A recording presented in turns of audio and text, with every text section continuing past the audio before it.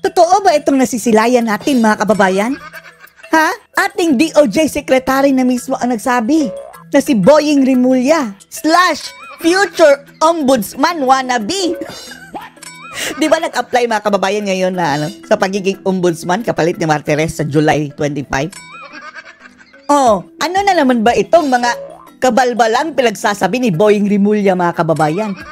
Na ang sabi, kaya daw nila ipinasa sa ICC itong kaso ni Duterte sa war on drugs mga kababayan dahil wala na daw silang makitang ebidensya dito sa Pilipinas ang DOJ. Dahil sinira na daw mga kababayan yung mga fingerprint, mga basiyo ng bala, mga DNA, etc. Wala na daw silang makita dahil ang bintang nila mga kababayan na sinira. Kaya pinaubayan na lang daw nila sa ICC mga kababayan ang kaso ni Duterte. Hay nako!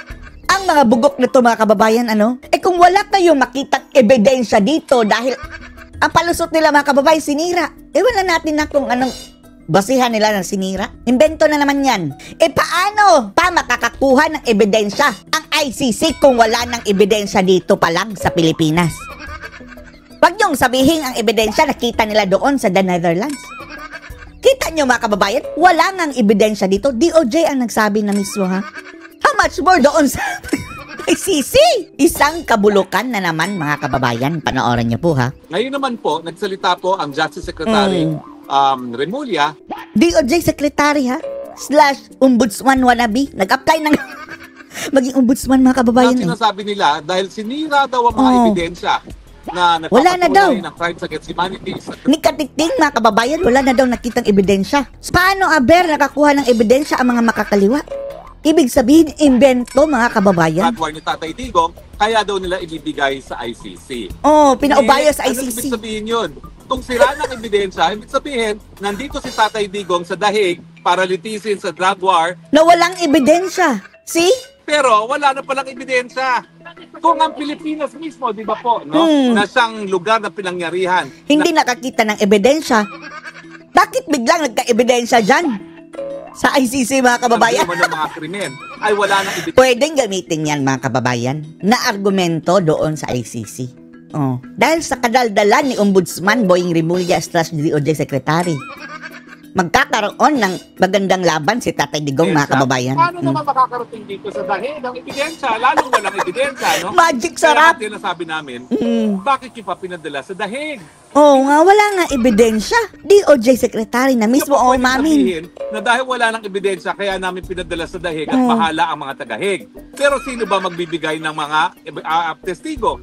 Di umano, 4 ang testigo na... Nagkikipagtulungan na nga ang DOJ na mismo ha? Poprotektahan daw nila mga kababayan yung mga testigo. Oh, so bakit hindi nyo ginamit ang mga testigong iyan sa pag-file ng kaso dito kay Tatay Digong? Nang makilatis agad. Yan pala, hindi yan ebidensya. Kung hindi nga tinatanggap yung ebidensya ng DOJ dito sa Pilipinas, paano yan tatanggapin doon sa ICC? Pwera na lang kung sabot talaga sila mga kababayan doon sa taga-ICC. Talagang tinatarget nila si Duterte. Gagastusan ng Pilipino para padala rito. Kaya akala ko ba, paulit-ulit na sinasabi ni Bangag Jr. na hindi siya makikipagtulungan sa ICC dahil ito'y labag sa ating soberenya. Ngayon, pera pa natin ang gagamitin para dalhin dito ang at least 4 na testigo, di ba ho? Naman. Si Matubato, si Las Cañas, at 2 pang mga ungas. Na pag-usapan natin yung legal na aspetong ito. Pangatlo siguro si Kerwin. Ang Pilipinas ay sumapi sa ICC dahil sabi nga niya, pag wala ng gobyernong gumagana o kapag ang mga hukuman ay sarado, kinakailangan may mapupuntahan pa rin mga biktima ng pinakakarumal-dumal na krimen sa buong daigdig. Kasama na dyan yung war crimes at saka crimes against humanity. The court of last resort. Bakit? Ano pa yung nangyayari sa ating bansa? Wala na ba talagang hustisya dito? Abusado pa nga, abusado. Oh? War crimes po, ito yung hindi paglabag sa batas na umiira pag merong labanan, yung huwag tatargetin ng mga civilian. At ang crimes against humanity, yung malawakan o systematic na pag-atake sa civilian. Kung crimes against humanity, dapat ang dami ng patay mga kababayan. Bakit 43? Hindi pa nga si Digong ang direct suspect. Alam nila na ang inaatake ay mga sibilyan. Pero hindi natin sinabi na ang pagiging kasapi natin ng ICC ay hinahayaan na natin ng ICC maglitis sa mga kaso. Dapat lokal na hukuman habang ito ay bukas. Pero ang sabi ni Secretary Remulla, ipaubayan na lang namin sa ICC. SEED mga kababayan, CEDE. Dahil wala na kaming nahanap na ebidensya na sira na. Kasi wala na raw ebidensya, nasira ang ebidensya. Gonggong! Kapag ito mga judges ng ICC mga kababayan, hindi pa yan naiintindihan, sigurado tayo maaabot yan sa kanila mga kababayan. 1+1 lang yan eh. Kung ang isasagot ng mga taga ICC judges 11, bugok na talaga din sila mga kababayan ng 3 ICC judges. Malinaw na pag-amin na. Walang nakitang ebidensya ang local court DOJ sa Pilipinas. So saan galing yung ebidensya ng mga makakaliwa? For sure, made up ang lahat ng iyon, mga kababayan. ICC judges 1+1. 2. Kung isasagot nila mga kababayan, 11. Wala na. Ibig sabihin, luto na ang kaso, mga kababayan. So, ibig sabihin, kung wala ng ebidensya, ang lokal na pamahalaan, hindi makakalitis, hindi makakapagparusa dahil walang ebidensya. Kung sira ng ebidensya, palusot lang na ni Boying mga kababayan sinira ang ebidensya. Paano mo ipoprove na sinira ang ebidensya? Sinungaling, ombudsman, wannabe. Sinungaling ka kung ganun. Paano mo nakita? Nakita mo ba sinunog? Wala talaga sila mahanap na ebidensya mga kababayan. Yan ang katotohanan dyan. Ngayon itong ICC makakalitis at magpaparusa. Meanwhile, nakakulong si Tatay Digong. Kawawa si Tatay. Sinabi ng Justice Secretary, nabenta pa yung bahay. Siguro mga kababayan, pambayad dyan sa mga abogado dyan. Sira ng ebidensya habang nakakulong dito po sa kabila ng mga bakod na yan ang Tatay Digong. Katarungan ba yon? Hindi. Gutom na gutom si Tatay Digong dahil pangit ang pagkain. Patatas. Nakakulong po ang aming Tatay Digong na wala na palang ebidensya. Yan ang inamin ng Justice Secretary mismo. Tama pa ba yun na pagpatuloy nilang ikulong si Tatay Digong gayong wala na palang ebidensya? Ang sabi nila, sobrang kamalian. Pero nasaan ba yung 30,000 na biktimang sinasabi nila? 43 lang. At dyan sa 43 mga kababayan, ewan lang din natin ha, kung sino-sino ang mga iyan. Pati nga pagsampa dito sa ICC, hindi ko malaman kung ilang sinasabi nila, pero parang 43 o 44 cases lang ang pwede nilang litisin. Kayang-kaya litisin niya ng mga hukuman. Linawin ko po hindi ko sinasabi na walang krimen nangyari. Pero dahil ang mga krimen nito ay nangyari sa Pilipinas at nangyayari hanggang ngayon, mula noon, yan ang dapat intindihin ng ICC mga kababayan, na yung patayan na yan kahit wala pa si Duterte ay nangyayari. Hindi kasuhan din si Bangag ngayon ng crimes against humanity, di ba? Dahil ang best example yung EJK mga kababayan, yung pinapatay lang, dyan sa lansangan, ng hindi kilalang tao. Yan ang EJK. Di ba nangyayari pa yan ngayon? Araw-araw mga kababayan may pinapatay. At bukas ang hukuman ng Pilipinas, dapat sa Pilipinas linilitis itong mga kasong ito. Hindi dito dahil kung hindi makuha ng ebidensya sa pulis, para litisin sa Pilipinas yung mga ebidensya na yan, lalo na itong mga dayuhan na ito. Hindi nga nila alam kung sino mga nambobola. Yung Matubato na yan. Bilib na bilib sila kay Matubato. Diyos ko. Pagulong-gulong kami. Inubos talaga ang isang magazine sa akin. Wala ni isang galos. Ni Daplis mga kababayan, wala. Ang tagal-tagal na nagdadakrak sa Pilipinas. Daig pa si Carlo Nograles, Carlo Dalisay. Cardo! Kasi nung minsan ang napatunayan na nagsinungaling nga sa Senado, di ba? Bakit mo papapaniwalaan? Siyempre kapag puti, wow, bilib sila. Hindi naman nila alam yung pagkatao ni Matubato. Mas mabuti talaga, at yan ang dahilan kung bakit dapat sa lokal na hukuman litisin yan, kasi makikilala ng mga Pilipinong huwes ang pagkatao ng mga tao, malalaman nila kung nagsisinungaling o hindi. Ang problema pa yan mga kababayan, hindi nila makikita yung mga puti, di ba? Di ba kung ikaw judge, makikita mo sa pananalita ng isang tao kung nagsisinungaling siya. Blind sila dyan mga kababayan dahil hindi nila naiintindihan Nagtatagalog si Matubato, mayroong interpreter mga kababayan, at kumukuha sila ng artistahing interpreter na grabe talaga kung mag-translate with all the drama. Hindi makikita mga kababayan kung nagsisinungaling. Yan ang problema. Kasi mga puti naman, siyempre, hindi nila alam ang ugali, hindi nila alam yung mga facial expression ng mga Pinoy pag nambobola, di ba ho?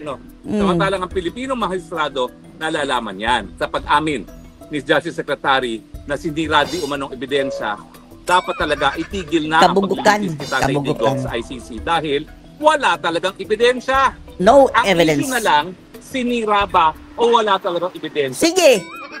Etong hamon namin, Boying, dahil sigurado kang sinira. Magbigay ka ng instance na sinira talaga. Otherwise, ikaw ang dapat kasuhan. Libel yan. Nasa mulat-mula. Ano ang prueba Oo. na nanira? Sinong nanira? Sige. Diba? Ang linilitis naman ay mga panahon na sitting mayor pa si Tatay Digong. Bakit? Nandiyan naman si Leila de Lima ng mga panahon na yon. Ay, nako, si Saban na naman. Kung siya ay Justice Secretary, putak siya. By the way, ano maaasahan natin mga kababayan? Na-reacquit si Saba. Kaya pala hindi binalik sa kulungan dahil i-acquit lang din mga kababayan. Dahil wala na sibak na si Guevara mga kababayan na siyang kumontra. Grabe ang swerte ni Saba mga kababayan. Si Mayor Duterte, pero wala naman siyang ginawa. Sino may kasalanan kung nagkasiraan nga ng ebidensya? 6 na taon naman umupo Kalokohan yan mga kababayan, sinira ang ebidensya. Kalokohan. sa kapangyarihan si Leila de Lima bilang chair ng CHR at saka kalihim ng Department of Justice. Hindi ba 4 na taon ay sapat na panahon na para mangalap ng ebidensya? Tapos ngayon sasabihin nila, sinira ang ebidensya. Agree. Now, sinasabi nila noong 6 na taon ni Tatay Digong, doon daw sinira ang ebidensya. In the first place, pinansin ba kayo ni Tatay Digong? Hindi. Kaya nga naroon yan si Tatay Digong. Sige, maglabas sila ng mga kababayan, ebidensya na talagang sinunog ni Duterte o sinirang ganyan. Gumagawa na naman ng kwento At ang masaklap yan mga kababayan, papaniwalaan yan ng ICC na naman. Palagi ko siyang hinahabol tungkol dito sa ICC na kinakailangan paghandaan. Ang sinasabi niya, ay nako, wag kang mag-abala dyan sa ICC na yan. Malinaw na malinaw sa isipan ko na bilang Malinaw na isang malinaw. abogado na walang jurisdiction ng hukuman na yan. Hindi ka kayo pinansin ni Tatay Digong, bakit siya maninira ng ebidensya? Hello? Kumbaga, wala Liars. kayong importansya sa kanya, bakit niya sisirain ng ebidensya na wala naman? Correct. Alam niyo po, kahit sinong bansa, ang prinsipyo na sinusunod, ang akusado, presumed innocent until proven otherwise. Sinong dapat magprueba ng pagkakasala ng akusado? Yung nag-aakusa, yung prosecutor ng ICC, ang gobyerno ni Marcos Jr. Nasa ng ebidensya? Wala. Sinira na raw. Biglang Kung totoong nasira sinira mga na yan, kababayan. Natapos ang 6 na taon ng Aquino administration, sinong may sala? Leila de Lima, as chairman Saba, of ang CHR, aming nilagang and as Saba. Secretary of Justice. Ang ingay-ingay niya yung mga panahon na yon. I will prove that the Davao Death Squad is controlled by Mayor Duterte. Walang nangyari. Walang ni isang At natapos ebidensya. ang 6 na taon na naman, ngayon 9 taon na, tsaka siya maghahanap ng ebidensya. Alam nyo, may dahilan kaya kung bakit ang ordinaryong krimen dapat pinablatter. Kasi yung blatter na yon, record, as soon as nangyari, di umanong isang krimen. Dahil pag lumipas na ang panahon, talagang magkakalimutan na yan at magkakawalaan ng ebidensya. Diba?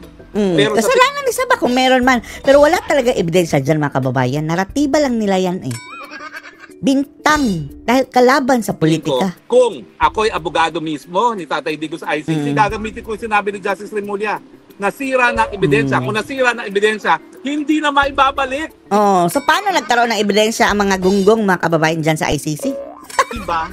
Common Kapag science. nasira na, hindi na maibabalik. Science. At kung wala ka ng ebidensya, bakit pa nakakulong si Tatay Digong na hindi pa napapatunayan nagkakasala? At dahil sira na di umanong ebidensya, hindi na mapapatunayan ang pagkakasala ni Tatay Digong. 1+1 lang yan 1+1 ICC, 1+1. Kaya ang sigaw ng taong bayan, ang dapat gawin kay Tatay Digong, Bring him home! Release him! home! Bring him home!